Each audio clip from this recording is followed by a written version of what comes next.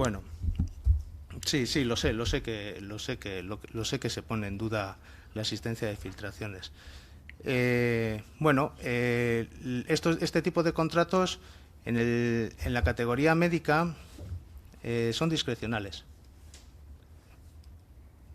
Conocemos nosotros como sindicalistas infinidad de médicos que se les acaba el contrato a los 6 meses sin justificación y después se contrata a otra persona para hacer el mismo trabajo en el mismo servicio por otra persona. Eso son decisiones del jefe de servicio. Igual que se maneja así la contratación, se maneja el otro proceso de acceso, que es la OPE. Eso es lo que estamos defendiendo desde LAB, también en la acusación popular que ejercemos en un juicio donde Osakidetza no se puede presentar porque la jueza no le deja. Little mama, show me how you move it. Go ahead, put your back into it. Do your thing like it ain't nothing to it. Shake that ass, girl. Little mama, show me how you move it. Go ahead, put your back into it.